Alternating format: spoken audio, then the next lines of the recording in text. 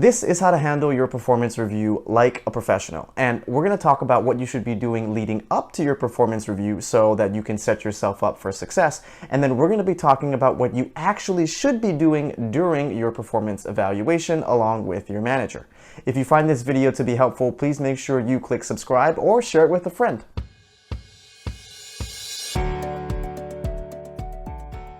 So to set yourself up for a really good performance review, there's a few things you're going to want to make sure you're doing before the performance review even happens. And the first one is that you're going to want to understand the criteria for which you are going to be evaluated against. Most large companies these days have a set criteria for each type of job grade and job level that you are going to want to make sure that you understand so that you know what you are going to be measured against. Sometimes these attributes can be very analytical, like the quota that you need to hit or the amount of people that you need to hire, or it could be more soft skills related, like your leadership capabilities and how you're able to grow or impact a product or a project. A lot of the time, these attributes or qualities will be broken down into 4 or 5 different major buckets. So you're going to want to make sure that you understand all of these different buckets so that you can start to plan your projects and how you spend your time so that it maps well to these criteria. The next thing you're going to want to do is make sure that you have a bi-weekly or every 2 weeks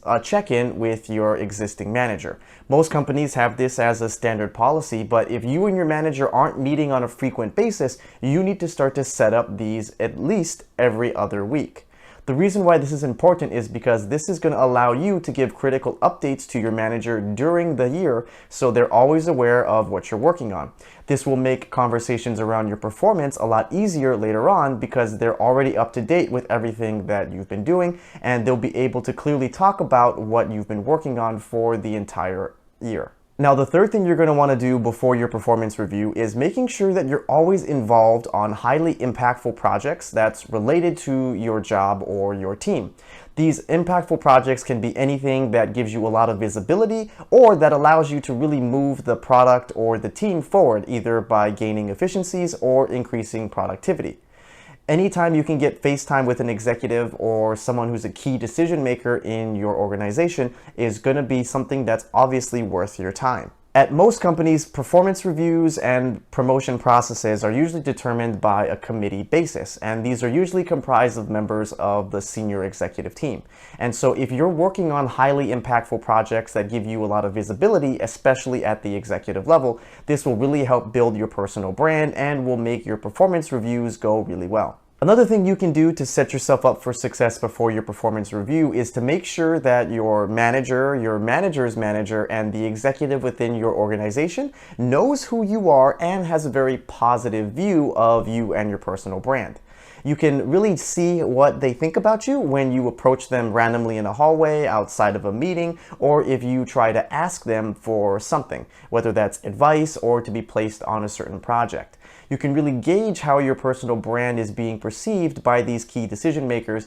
based on their body language and whether or not they're excited to talk to you and or if they support you in any of your requests. And lastly, and probably the most important thing that you can do before your performance review is give your manager a preparation sheet or basically a cheat sheet of all of the projects and accomplishments that you've done during the entire year. Even if you already have bi-weekly syncs and chats, you're still going to want to make sure that you document everything that you've done and the benefit or the impact that it's had for your team, your product, or the company itself. Now, to take this to the next level, if you remember the very first tip, which is to understand how you'll be evaluated or the different attributes that your company really looks for during your performance reviews, if you can map your projects and accomplishments back to those attributes and that criteria, that's going to make your manager's job a whole lot easier and will also make giving you a really good performance rating so much easier. Documenting all of your projects can be really helpful even if you have bi-weekly meetings with your manager, just because they may not remember everything that you've done,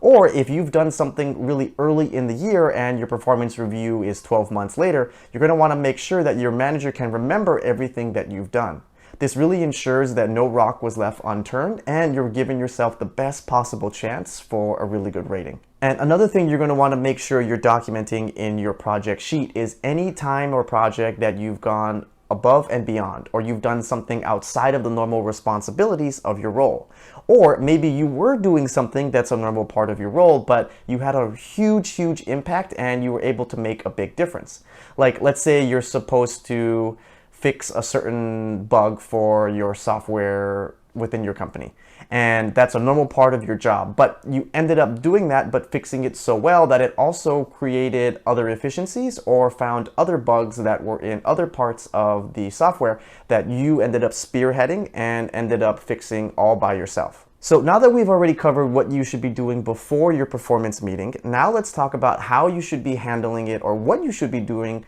during the actual meeting itself. And the first thing you're going to want to make sure that you do is keep cool, calm, and collected. Now, whether you're getting a really good rating or maybe a rating that is a little bit more negative and something you weren't actually expecting, you're going to want to make sure that you keep calm and don't raise your voice and don't get too upset. Assuming you still want to work at this company and stay on the same team, you're going to have an existing relationship with your manager. And so you don't want to create a hostile work environment by blowing up at them or yelling at them because you're disappointed with your rating. And I can tell you from an HR perspective that if you are upset with your rating and you think that you're rated too low, yelling at your manager or saying why they're dumb or why this doesn't make any sense isn't unfortunately going to change your rating. And if anything, it will make it even harder for you to get a good rating the next cycle. Now, once you actually receive your rating during your performance meeting, you're going to want to make sure you understand exactly why you were given that rating, whether that's good or bad,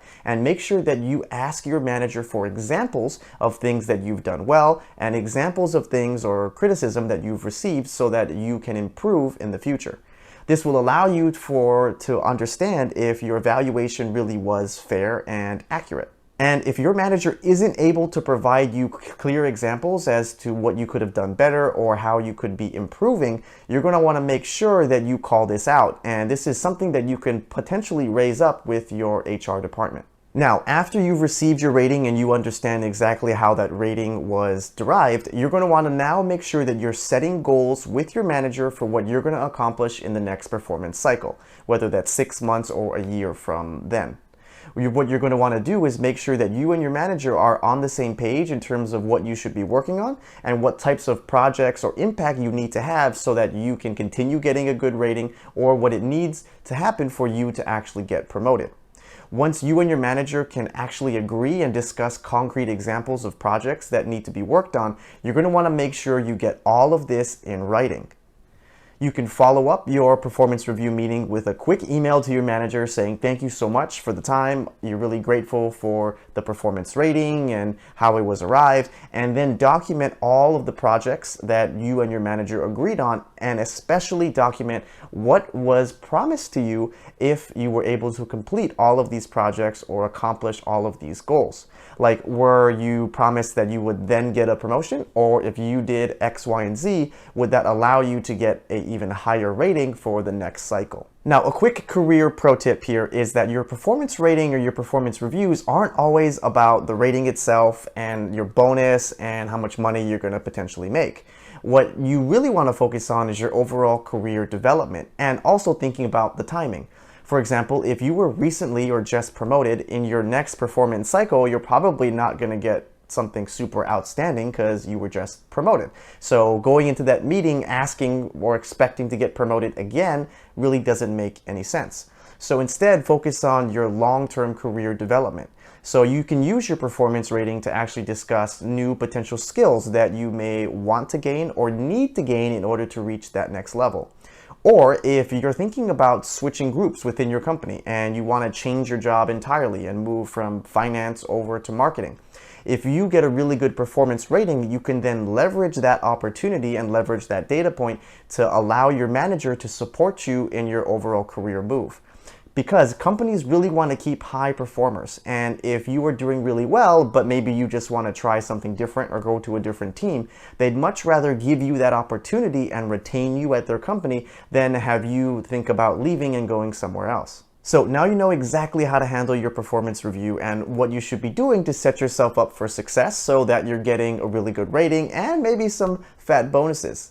If you found this video to be helpful, let us know by dropping a like on it and tell us what other videos and topics would be really helpful for you.